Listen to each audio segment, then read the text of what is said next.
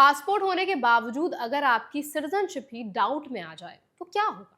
यही सिचुएशन अभी एक एनआरआई के साथ हुई और ये केस सिर्फ एक इंडिविजुअल की स्टोरी नहीं है, बल्कि समझना जरूरी है कि इंडिया में पासपोर्ट, वोटर लिस्ट और सिटीजनशिप के रूल्स एक्चुअली कैसे काम करते हैं। इस वीडियो में आज हम समझेंगे पूरा मामला क्या है, रूल्स क्या कहते हैं, पासपोर्ट की लीगल वैल्यू क्या है और इंडियंस खासकर एनआरआईज को किन बातों का खास ध्यान रखना है। तो चलिए फिर जल्दी से वीडियो को स्टार्ट करते हैं। हाय, मेरा नाम है वर्षा दुबे और आप मुझे देख रहे हैं एनबीटी टेक एड पर। ये मामला एक 28 साल के एनआरआई का है जो पिछले कई सालों से कुवैत में काम कर रहा है। उनके पास वैलिड पासपोर्ट है जो 2027 तक वैलिड है, लेकिन प्रॉब्लम तब शुरू हुई जब उनका नाम और उनके परिवार का नाम इलेक्टोरल रोल्स यानी कि वोटर लिस्ट से हटा दिया गया। इसके बाद सिचुएशन इतनी सीरियस हो गई कि उन्हें डर है कि आगे चलकर पासपोर्ट रिन्यूअल भी अफेक्ट ना हो जाए और उनकी जॉब और इंडिया वापस आने की एबिलिटी दोनों रिस्क में पड़ सकती है। अब यहाँ सबसे इंपॉर्टेंट बात समझनी होगी, पासपोर्ट और सिटीजनशिप दो अलग चीजें हैं। पासपोर्ट एक ट्रैवल डॉक्यूमेंट है जो सरकार इशू करती है, लेकिन इसका मतलब ये नहीं है कि वो हमेशा सिटीजनशिप का फाइनल प्रूफ माना जाएगा।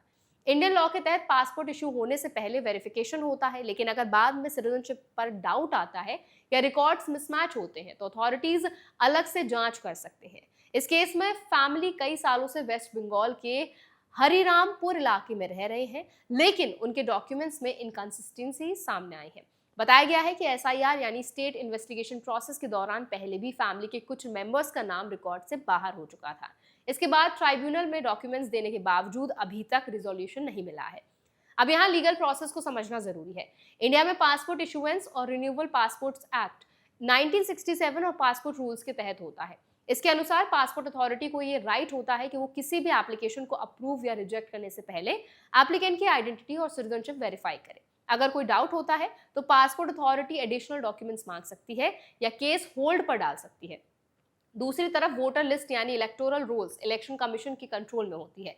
अगर किसी का नाम वोटर लिस्ट से हटता है तो सीधे सिटीजनशिप प्रूफ का इशू नहीं बनता, लेकिन एक रेड फ्लैग जरूर बन सकता है जिससे बाकी डॉक्यूमेंट्स की स्क्रूटिनी बढ़ सकती है। अब एनआरआईज के लिए सिचुएशन क्यों इंपॉर्टेंट है, क्योंकि जो लोग लंबे समय से बाहर रह रहे हैं उनके इंडिया के रिकॉर्ड्स जैसे voter ID, address proof, local documents updates नहीं रहते। अगर किसी भी रीजन उनका नाम इलेक्टोरल लिस्ट से हटता है या रिकॉर्ड्स में गैप आ जाता है तो फ्यूचर में पासपोर्ट रिन्यूअल या अदर सरकारी प्रोसेसेस में इशू आ सकता है। इस केस में व्यक्ति अब सिटीजनशिप के लिए अलग रूट एक्सप्लोर कर रहा है, जिसमें सिटीजनशिप अमेंडमेंट एक्ट के तहत अप्लाई करने की बात सामने आई है। इसका मतलब यह है कि जब एग्जिस्टिंग डॉक्यूमेंट्स वीक हो जाते हैं तो व्यक्ति को फिर से अपनी एलिजिबिलिटी एस्टेब्लिश करनी पड़ती है। अब प्रैक्टिकल लेवल पर क्या सीख निकलती है? सबसे पहले एनआरआईज को अपने इंडियन डॉक्यूमेंट्स रेगुलरली अपडेट करने चाहिए। सिर्फ पासपोर्ट होने पर डिपेंड करना रिस्की हो सकता है। वोटर आईडी, आधार, एड्रेस प्रूफ और फैमिली रिकॉर्ड्स कंसिस्टेंट होने जरूरी है। दूसरी बात, अगर किसी का नाम इलेक्टोरल रोल से हटता है तो उसे तुरंत करेक्ट कराने की कोशिश करनी चाहिए, क्योंकि फ्यूचर में कॉम्प्लिकेशन क्रिएट कर सकता है। तीसरी बात, पासपोर्ट रिन्यूअल से पहले अपने सभी डॉक्यूमेंट्स और रिकॉर्ड्स को क्रॉस चेक करना जरूरी है ताकि वेरिफिकेशन के समय कोई मिसमैच ना आए।